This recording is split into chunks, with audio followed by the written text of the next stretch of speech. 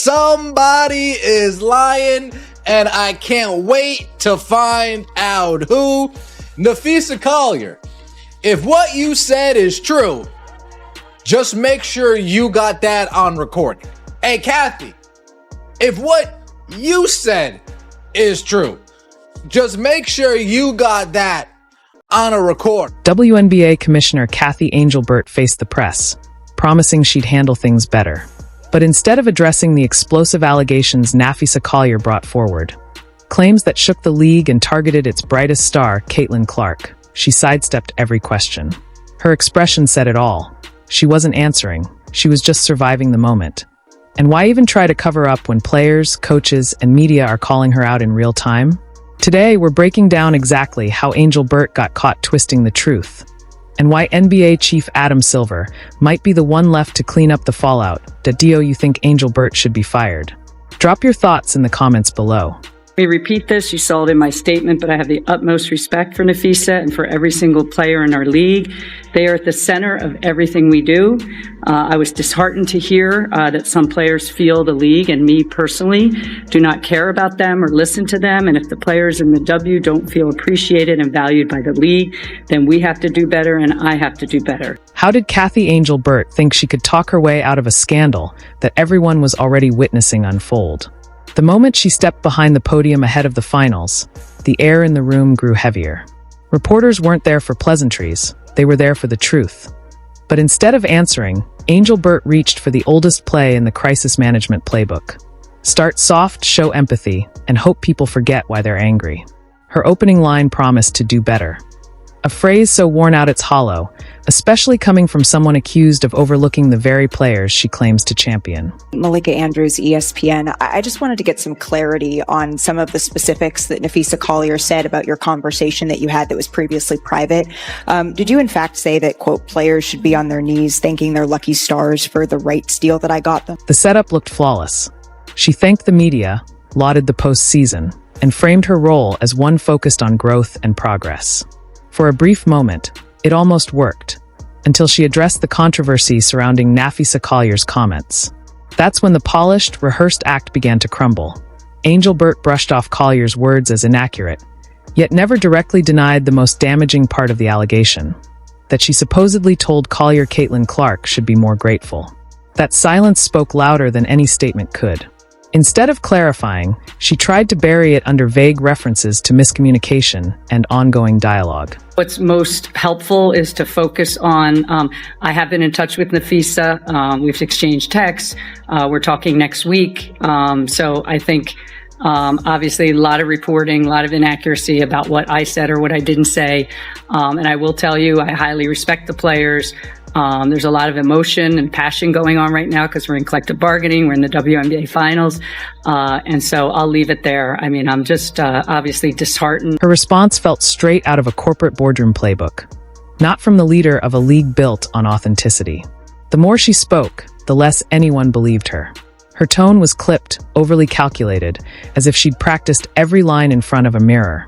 When a reporter pressed for a simple yes or no, she didn't flinch. But she didn't clarify either. Instead, she pivoted to the league's growth metrics, tossing around business jargon as if it could erase the very questions everyone had come to hear.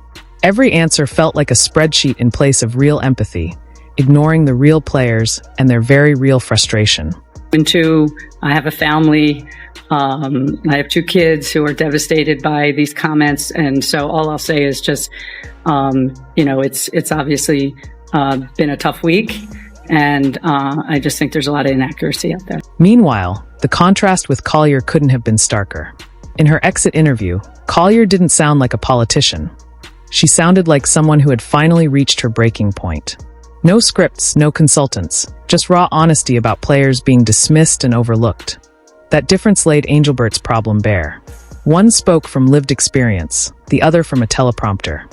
Fans notice authenticity, and in that moment, everyone watching knew exactly who was genuine. That's a mentality driving our league from the top. We go to battle every day to protect a shield that doesn't value us. The league believes it succeeds despite its players, not because of them. We have the best players in the world. We have the best fans in the world. But right now, we have the worst leadership in the world. By the third round of questioning, Even the most composed journalists were visibly frustrated. Reporters tried every angle, hoping she'd drop the PR shield and speak plainly. She didn't. Every response circled back to the same rehearsed lines. We're evaluating. We support all players. We're focused on the future. It sounded robotic, completely detached from reality. Like someone describing a fire while insisting everything was fine because a meeting had been scheduled to discuss it. Continue to express that you're disheartened by the characterization of your conversation with Napheesa Collier. Just again, seeking clarity.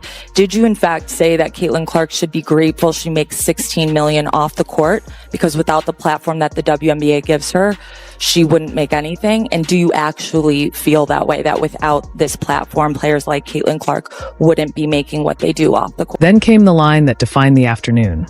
She insisted she was not a quitter. To her, it was meant to signal strength, but to players and fans, it felt completely tone-deaf. Nobody had asked her to quit. They wanted accountability. Instead, she positioned herself as a victim of criticism, a leader unfairly attacked for simply doing her job. The issue wasn't persistence, it was pride. People weren't upset that she stayed composed. They were frustrated that she refused to acknowledge her mistakes. Has been a transformational player in this league.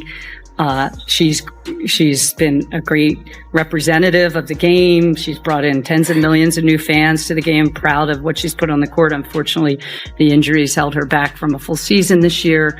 But again, I'm not going to get into every point, counterpoint. It's not productive here. We're here to celebrate the WNBA finals. I think what Indiana just did was amazing with all the injuries they had, and the, everything they faced this year, bringing that to a game 5 in overtime. But yeah, as I said, there's a lot of inaccuracies reported out there. That's when the mood in the room shifted. For viewers watching live, it became clear her biggest mistake wasn't lying. It was pretending the lie wasn't obvious. Players were tweeting reactions before the presser even ended, and they weren't subtle. With each passing minute, the gap between her polished statements and the players' lived experiences widened. Engelbert didn't just lose control of the narrative. She lost credibility with the very group she's supposed to represent. Heading into the upcoming CBA season, a season that matters far more than any sponsorship deal. Player trust isn't just a formality. It's the fuel that keeps the league from fracturing. And now, that fuel is dangerously low. Her press conference, intended to calm the storm, ended up exposing just how deep the divide really is. Reporters left knowing they hadn't simply covered a media event.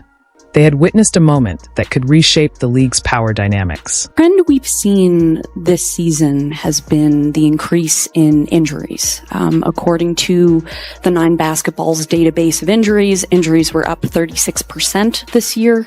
And even in the WNBA's own numbers that were shared with Bloomberg, they say they were up 29%. So amid change to officiating and what could come of that, I guess, what is the league prepared to do to address this increase in injuries going forward? Yeah, it's an excellent question. Obviously, injuries are the worst part of sports, in my view, especially injuries that occur due to the physicality. I think our game is bigger, faster, stronger, certainly even in the last 5 years since I've come in to the league. I think the training, the development, the strength and conditioning, the nutrition, everything that's going into the level of the players that a lot of our fans like is also adding to that physicality. And that's why I said in my prepared remarks, we have to determine where the players want that line to be, because I think they want some of that, but obviously we don't want injuries. And the league wasn't just reacting, it was erupting. The backlash spread faster than the office could draft another canned statement. Players who normally stayed silent during controversies were now speaking loud and clear, as if every athlete shared the same thought at the same moment. Enough is enough. When the commissioner dodged questions and downplayed Napheesa Collier's story, something snapped. The people actually living the WNBA experience, the ones wearing the jerseys and fueling the league's rapid rise, refused to stay silent any longer. We're the players that are driving this change. And regardless of how it's said, I think the messaging stands the same from the players' perspective is things need to change, reffing needs to change, leadership needs to change. I think, our league is at a spot that it hasn't been in the past 10 years. Like, we're growing exponentially and we need change to mirror that. And I think where the players see the league going is different than where leadership sees the league going, and somehow we need to see that align. And I think the CBA negotiations will help hopefully get us there. Lexi Hull was among the first to speak up. Her statement wasn't long or dramatic, but it was pointed and unmistakable. She publicly backed Collier and called out the lack of accountability at the top. Fans noticed the precision in her words. Hull didn't speak as a cautious player navigating league politics. She spoke as someone who had witnessed teammates being overlooked and dismissed. Coming from a player known for her professionalism, that statement landed hard. It set the stage for a league-wide wave of solidarity that made Engelbert's earlier words feel even more hollow. Soon, other voices joined in: A.A. Wilson, Elena Del Don, and even seasoned veterans who had seen commissioners come and go. Each offered support for Collier's message in their own way. Coaches weighed in too. Stephanie White, usually measured when it comes to leadership criticism, echoed the players' frustration. The fact that coaches, whose job security depends on front office support, were willing to speak out said everything. This wasn't a one-off disagreement. It was a moment when everyone inside the league realized they could no longer pretend their relationship with the commissioner was stable.